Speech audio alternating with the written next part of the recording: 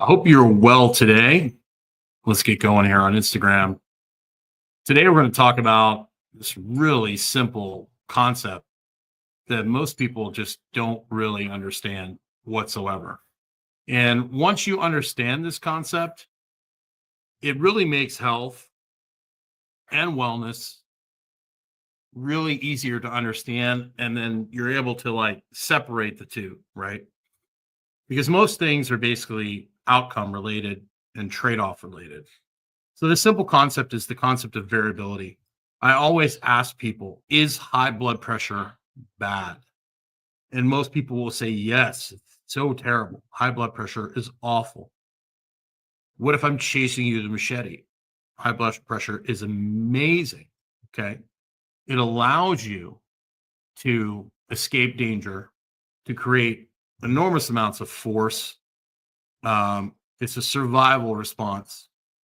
Okay. And your body can respond with high blood pressure to infections, whatever different things your body's going through. The problem with high blood pressure, it becomes a problem when you're trying to go to sleep or you're trying to relax.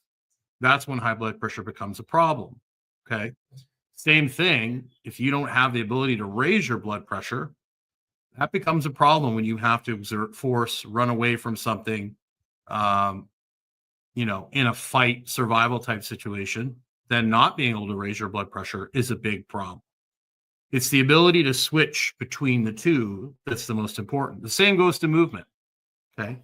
Your body needs to be able to change shapes in certain ways. Now, this is where it gets kind of sticky, especially with the internet. Everybody wants to be super polarized and they're like, well, extension's really bad. Extension is not bad if you're trying to run from something really fast in a straight line.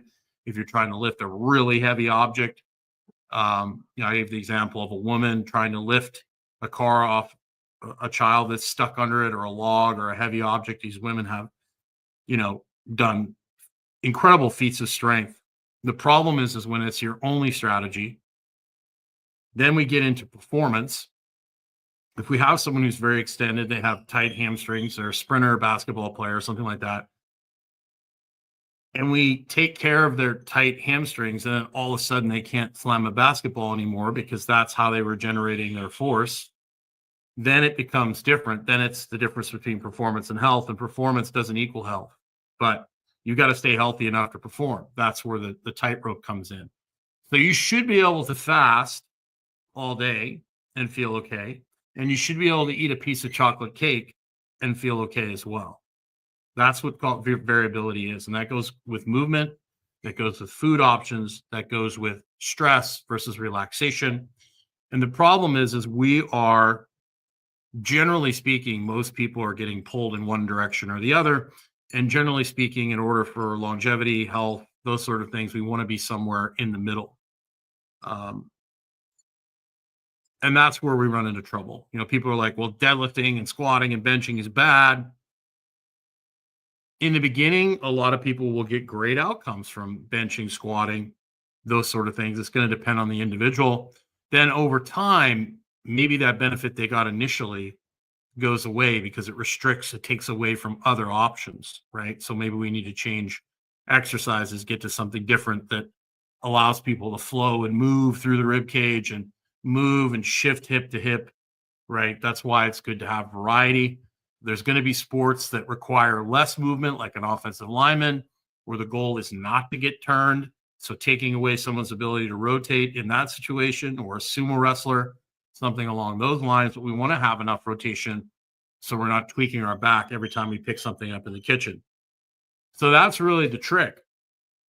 And our modern world is pulling us into this kind of, I can't remember who posted it today. I think Andrew Kaufman, he posted, we're turning our kids into like crack addicts or, ADD type adrenaline junkies, essentially, with the phone and with not getting outside enough.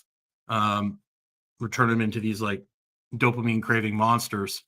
And I would agree that our sedentary indoor lifestyle is driving us into this chronic state of chronic overstimulation, easy dopamine.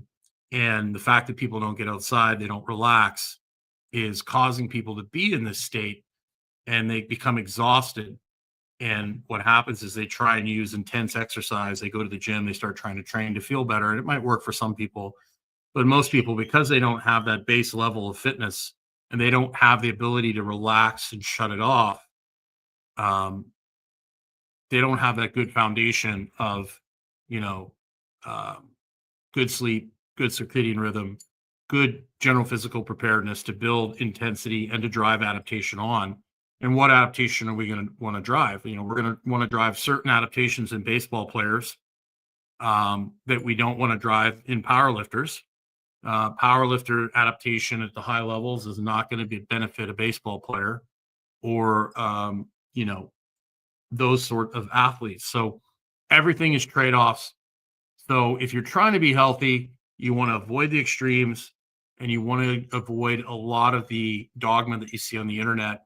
You should be able to pick something decent up off the floor. You should be able to move and relax and move like flow when you need to. You need to be able to shut and turn these strategies on and off as needed.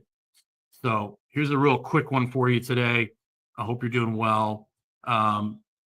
I have two groups, Vitality Brotherhood, Vitality Sisterhood. We're constantly talking about stuff like this. We're constantly talking about how to change habits.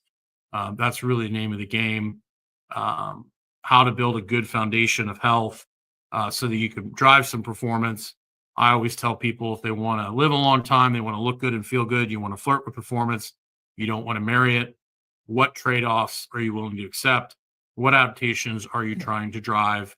And then you want to pick your program accordingly. So having a good variety of things in your program, but keeping things simple at the same time is super, super important.